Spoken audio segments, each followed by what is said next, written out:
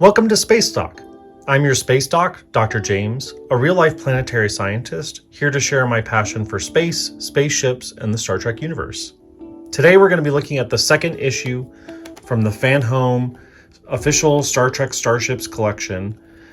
This is issue number 2, featuring the USS Stargazer NCC-82893, featured very prominently in the second season of Star Trek Picard. So I just received this over the holiday break. Very excited to look at this.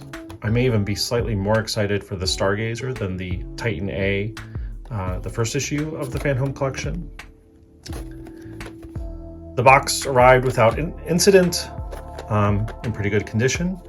So why don't we open her up?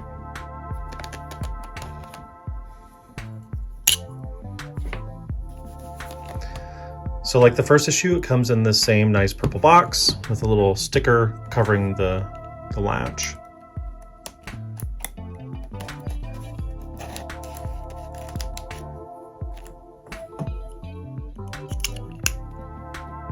So here we go.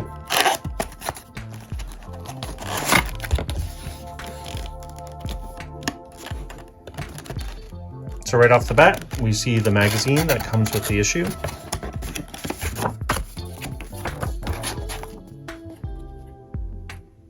We'll have a look at this in a little bit, so I'm going to set it off to the side.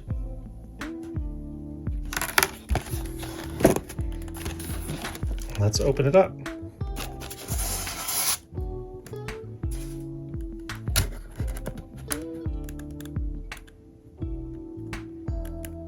So at first glance, everything looks okay. No detached nacelles lost in transit.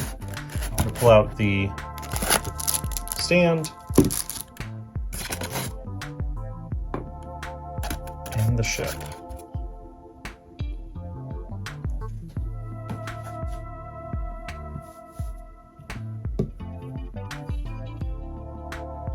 So here is the Stargazer.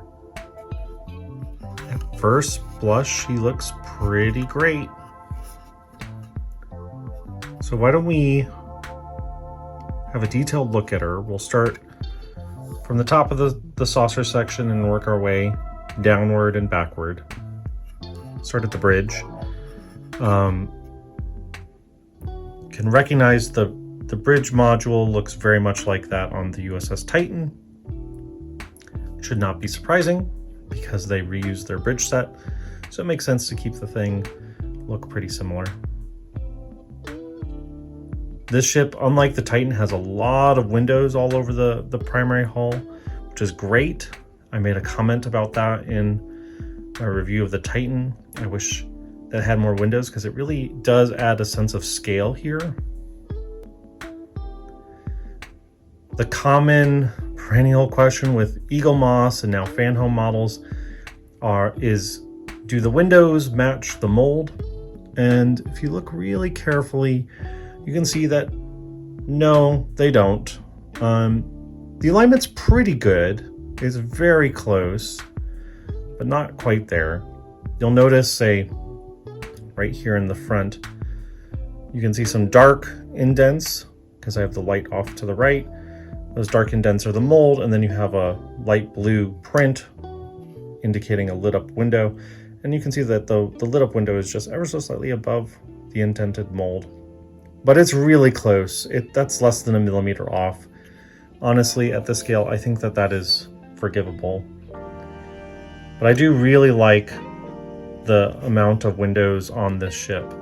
It really makes the ship feel bigger than the Titan. Makes it feel more like a starship of this era. I like to think back to the Enterprise D, which had windows all over it. That really helps set it apart from things like the original Enterprise and the Enterprise refit and the Enterprise A.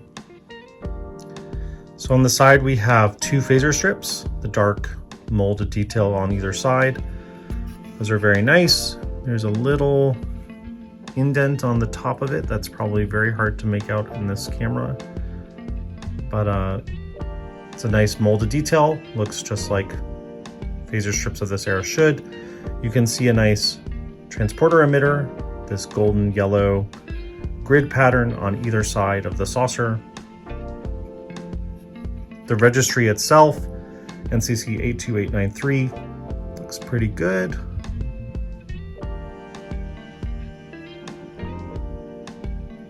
I was wondering if the 8 was a little smudged, but I think it looks nice and crisp. I really like the decision in Picard Season 2 to not go NCC-2893A. 2893 was the registry of the original Stargazer from Star Trek The Next Generation, Picard's first ship. I like that they just left the homage with the last 4 digits, but added the 8 to indicate that it was the more modern ship.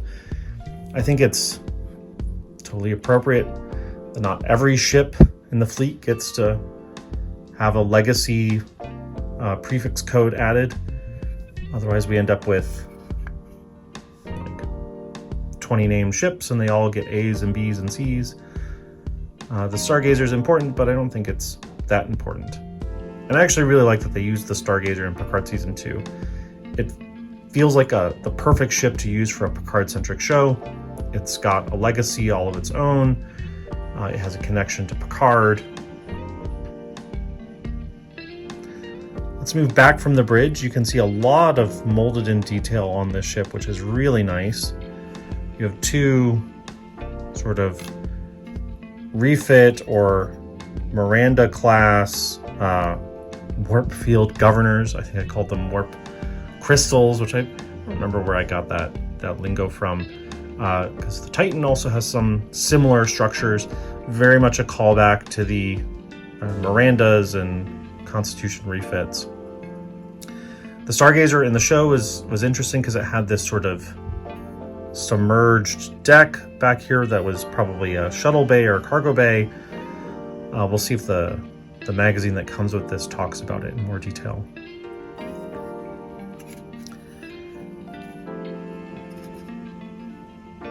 The nacelles attach via some pylons going to the center of the hull, to this sort of uplifted region.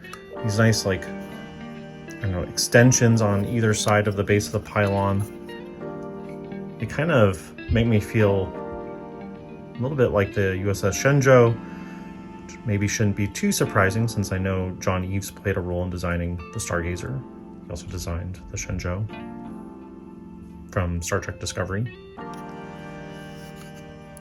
Moving up the pylons, we get to the Picard era nacelles.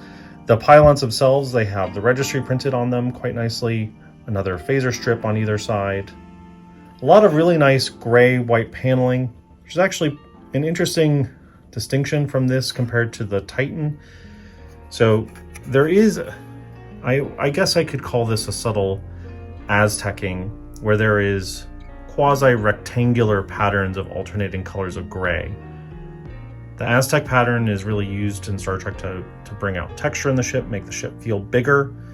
I think it's done well here.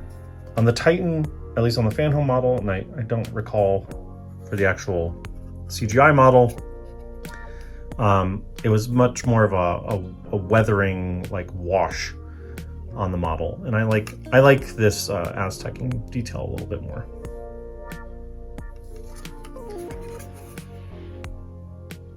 So up to the nacelles.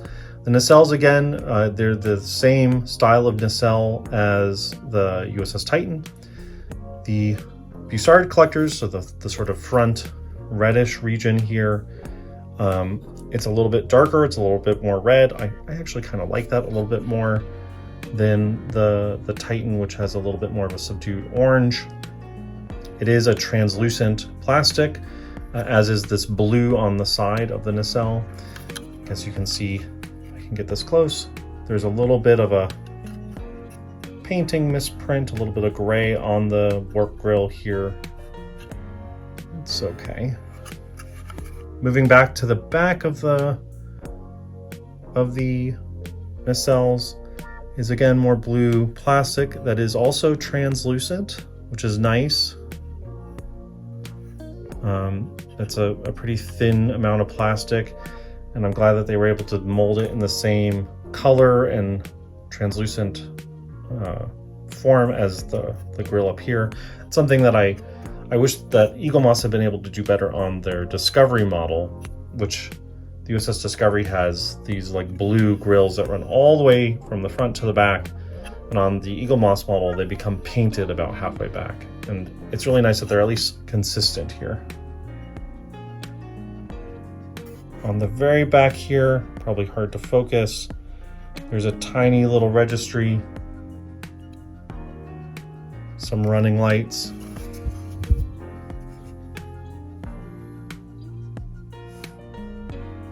There, it's very hard to get this to focus on there, but there's some very tiny printing with the registry, including, I can barely see it on the camera, but it probably says United Federation of Planets beneath the registry. You have some green, and then on this side, some red running lights, which are nice. Nacelles look pretty good. The top and the bottom nacelles look identical, both in the actual ship, but also in this model.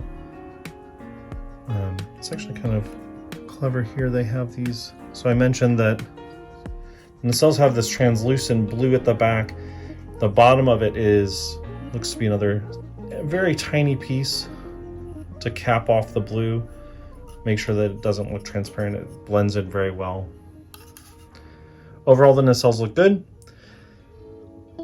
which when we take that opportunity to actually look at how well aligned they are.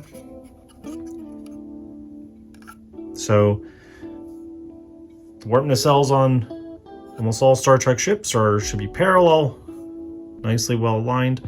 Trying to get that side profile here, and to me they look pretty well aligned. No droopy nacelles as far as I can see.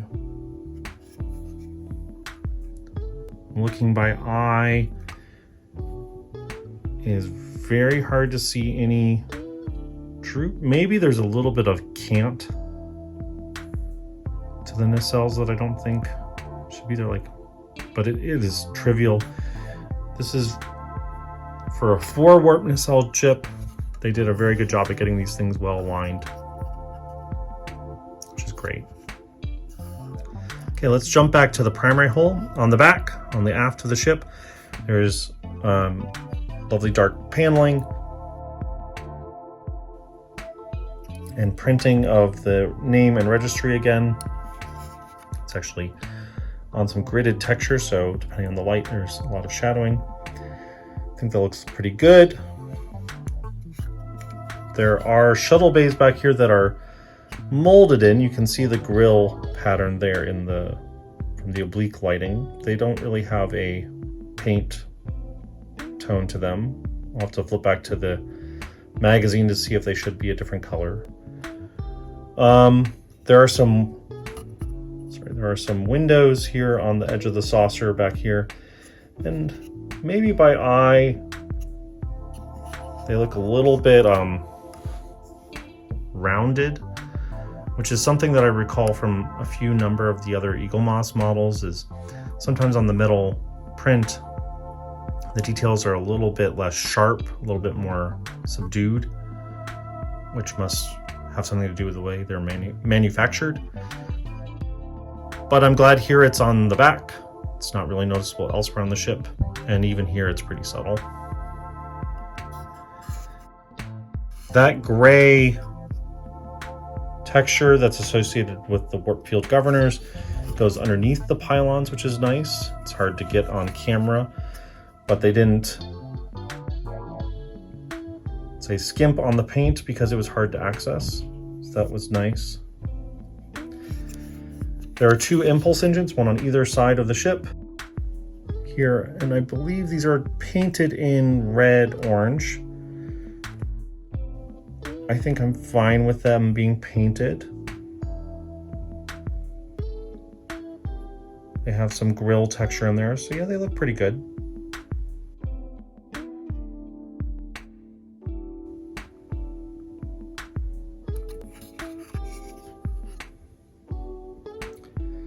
Here on this side, the paint gets a little bit more muddled. It's hard to tell if that's a design choice or just a consequence of the printing. You can see a little bit more of these windows that are maybe a little bit less crisp than they should be. It probably doesn't help that the windows and the print are, the window indents and the print for the windows are not terribly well lined, but it's okay. There's a little circular, probably a docking port on the side, which looks nice. I am pleased that there's a lot of detail underneath the pylons, even though it's hard to see.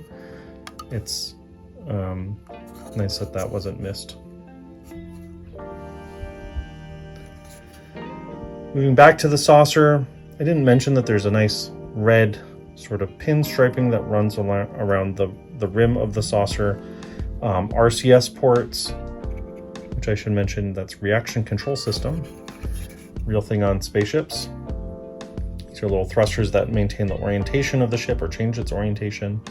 So if a ship wants to turn one way or the other, a real spaceship would use its RCS thrusters to do that. Or at least many spaceships would do that. Not all spaceships use thrusters to orient themselves. Lots of nice windows along the edge.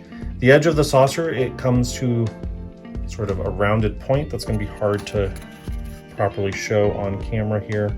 It doesn't have, say, a deck of windows or anything running along the edge like the Galaxy class or a variety of other Constitution class. It's just sort of an edge, which I think is fine. I think with that, why don't we flip her over and look at the bottom of the ship.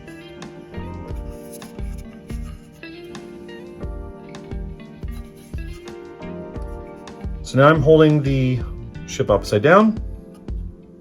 Again, lots of nice detail. I didn't actually mention, I believe the top is largely the metal section. The bottom, yeah, the bottom is plastic. The nacelles and the pylons are all plastic.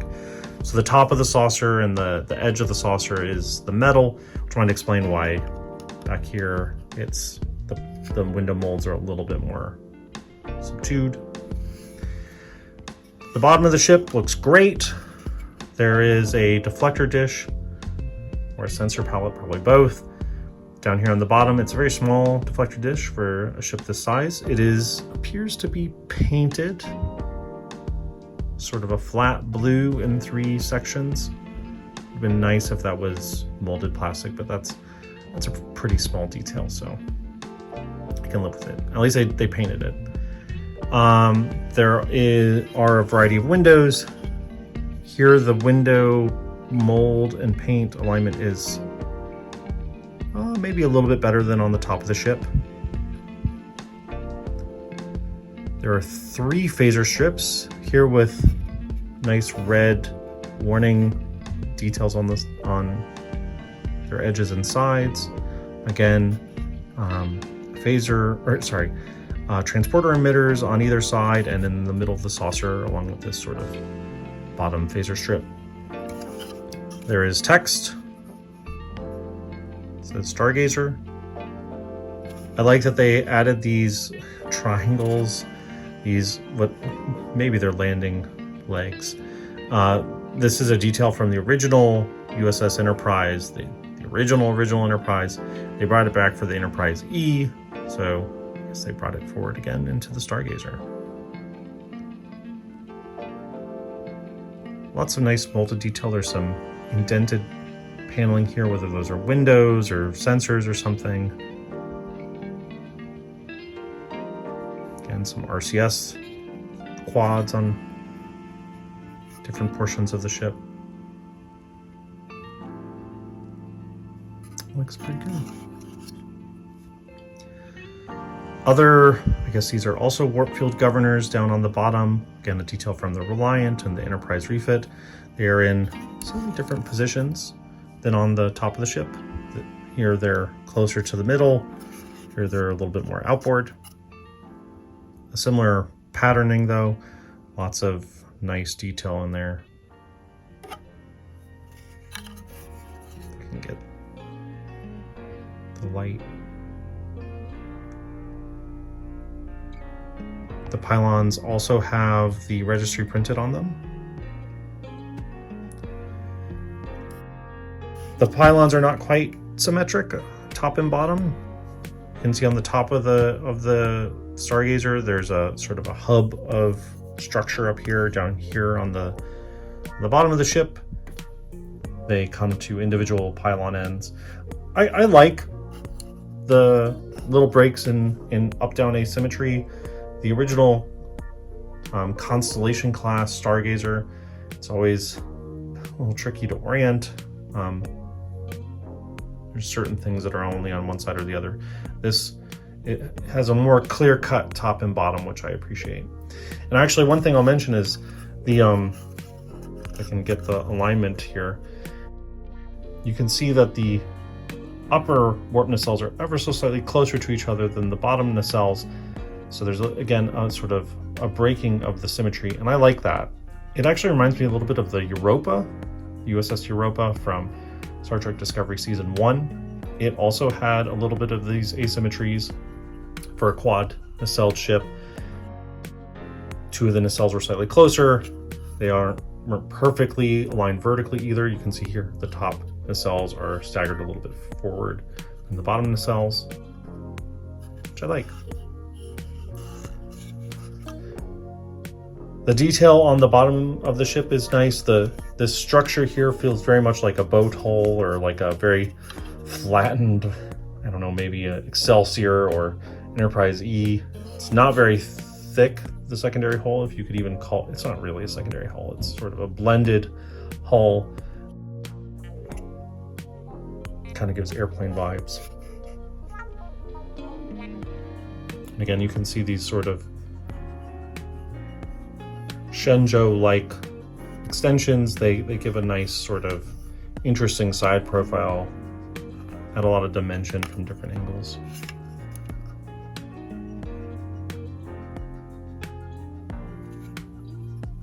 All in all, I think this is a great model. It has a lot of really fine scale detail. I think it has more detail on it than the Titan A, the first issue from the Fanhome model, which is probably just a consequence of this ship having slightly more intricate details, smaller scale detail, I should say, than the Titan, thanks to the windows and a lot of the other details added onto it. I think it looks really nice. It feels very sturdy, and I'm very excited to be adding the Stargazer to the fleet.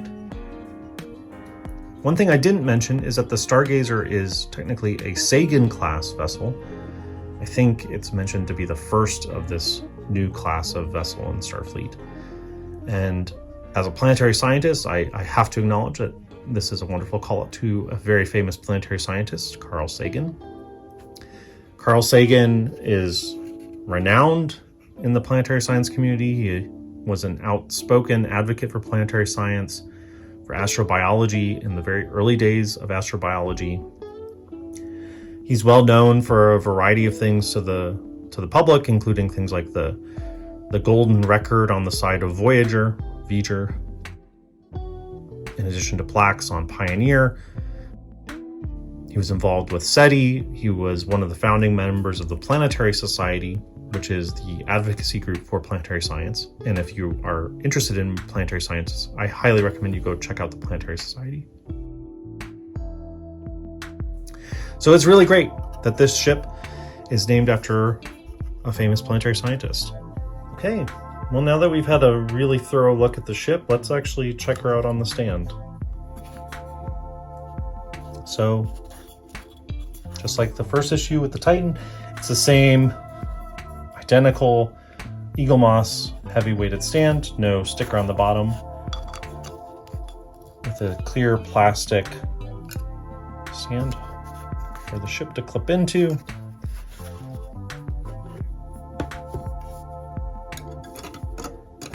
And let's see.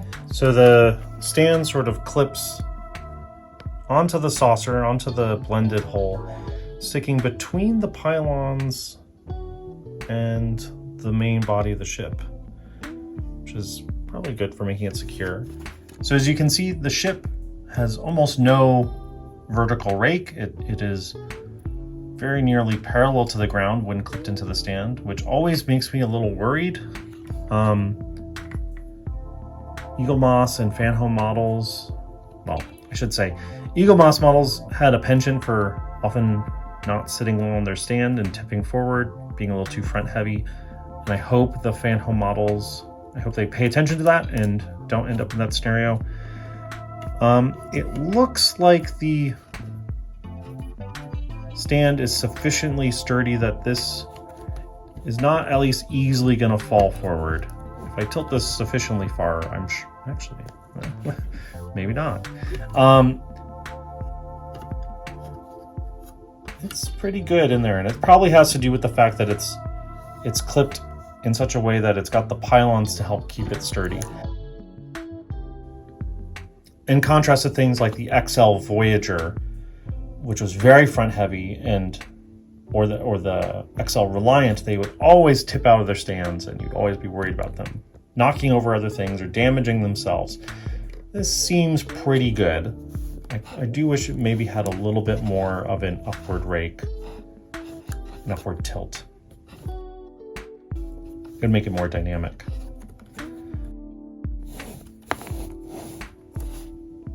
Looks pretty good. So with the Stargazer up here, why don't we bring out the one and only other Fanhome model we have, the USS Titan A, the first issue, and let's put them side by side and see what it looks like. So first on the stand, you can see the very obvious difference in position. The Titan has a very nice upward rake, whereas the Stargazer is much more parallel to the ground. I kind of like this upward tilt a little bit more.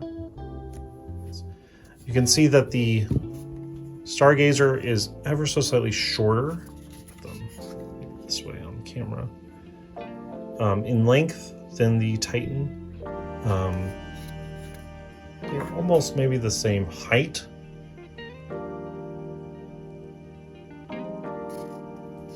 And probably hard to tell, but the Titan is ever so slightly wider as well. So my guess is the aspect ratio was set by their height. But here you can see, let's bring them closer to compare. You can see some of the differences that I was talking about and similarities. They have very similar bridge domes, the same sort of structure. The Stargazer's sensor palette on the top is more blue. You can see the differences in weathering and paneling. So the Titan has more of a weathering pattern, more speckly tones of gray across the surface, whereas the Stargazer has more classic paneling, Aztecing. The color palette on the two ships is also slightly different. The Stargazer has a lot more darker tones to it. It has some very dark grays, no blacks really, other than maybe the phaser strips. The Titan is a little bit more muted. You can see also the differences in the nacelles of the two ships. So the Titan has larger nacelles, probably maybe it's indicating something about the size of the ship. These models are not made to the same scale. You can also see that the Titan has a more orange front Bussard collector, whereas the Stargazer uses a more red. The blues are pretty similar. I kind of like the red a little bit more. I don't know which one is more accurate or not. The Titan had a molded plastic, translucent plastic deflector dish, which was nice, whereas the Stargazer's deflector dish was a flat painted blue. But here we have the two, I guess, hero Starfleet ships from Star Trek Picard Season 2 and 3, respectively. Season 2 and 3. Probably comes down to personal preference, which one you like more. I tend to lean a little bit towards the Stargazer. But both very interesting ships, very nice additions to the Star Trek universe. And I'm very glad that Fanhome came along and made these ships so they can be additions to my Starship collection. In addition to the Fanhome models, let's actually compare this to some other ships in the line to get another sense of scale. Now I've brought out the Fanhome Stargazer NCC-82893 Sagan class from Star Trek Picard Season 2. And then I have the Eaglemoss, the regular size version of the USS Stargazer NCC-82893 Constellation class from Star Trek The Next Generation. And for fun, I have the ever so tiny, ever so yellow USS Stargazer NCC-82893 from Micro Machines from Galoob back in the 90s. And I love this little goldy yellow ship. I actually don't have the XL version of the Stargazer. Eaglemoss made one. It was one of the last XLs I believe they made. I won't do a super detailed review of this model. It's a pretty good replication of the Stargazer. It's not perfect. My biggest complaint, and the reason I did not buy the XL, is the saucer is actually way too thin. The Stargazer had a very chunky, thick saucer, and that always it's a peculiarity of the ship, and it's something I missed on the regular size, and they did not change it for the XL, so I opted not to get it, especially when these models are quite expensive. But let's put it to scale here with the Fanhome Stargazer from Star Trek Picard. You can see obviously the Fanhome model is larger than the regular size Eaglemoss model. That should not be a surprise because this was from the regular collection, which was designed to be a bit smaller. But you know, these wouldn't look half bad on a shelf standing next to each other. They feel right together. They match pretty well, even though they're from different eras. You have your quad nacelle vessels ready to go. And then of course I've got the Micro Machines version, which is yellow. The yellow is based on the model of the ship that was in Captain Picard's ready room in most of the episodes for Star Trek The Next Generation. They had a model of a Constellation class. Technically, it may not have been the Stargazer because it had a different registry number and was painted in this yellow gold color. I don't mind it. Maybe it's just because I grew up with this.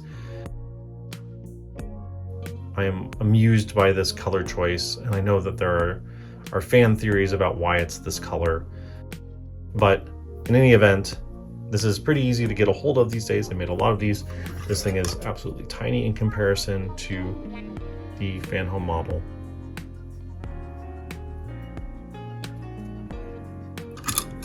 And you know, Eaglemoss, or what was formerly Eaglemoss, if they had made the XL in the yellow, I probably would have gotten it, because then it would have been a similar model to what was in Picard's ready room, but alas. Well, now that we've had a good look at a number of Stargazers, why don't we put our ships aside, and I'll pull out the magazine that came with the Stargazer, and we'll have a look at what's inside.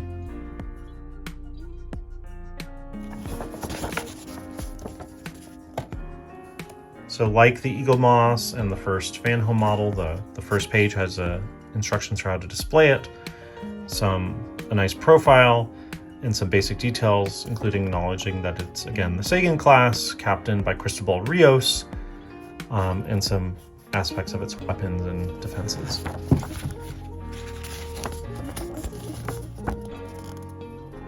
I won't go through every page in detail, but some lovely, beautiful views of the ship.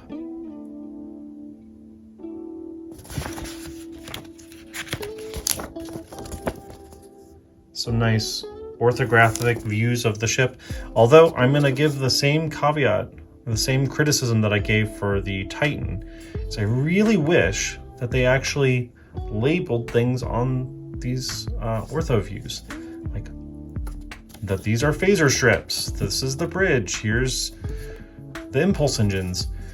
Those sorts of technical details I know that they have. I just wish that they incorporated it into these magazines. It'd be great detail. And I should clarify, the reason I know that they've done this other than paying attention to the production team, is I recently got this great book, Picard, The Art of Making the Series, which has the behind-the-scenes sort of art and production notes for all 3 seasons.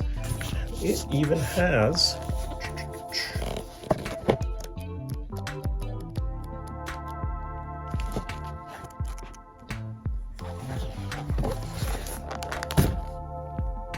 this book has all the things I'm asking for. It has all the little details inside. It has lots of great views. So if you want to learn all these details, go get this book. It's great. But let's get back to the actual Fanhome magazine.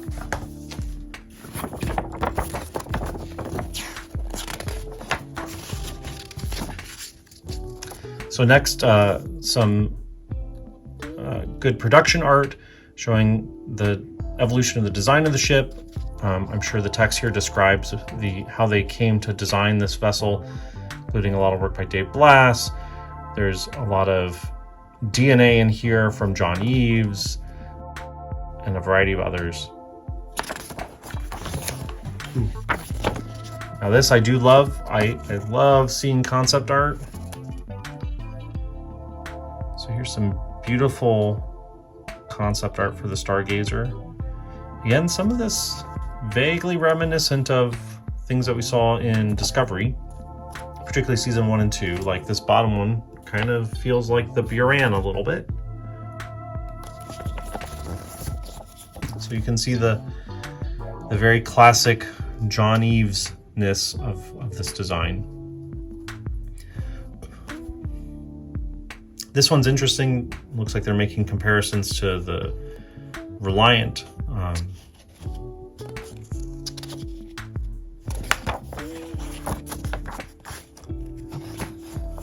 More concept art. This time looking at the nacelles and their relative orientation.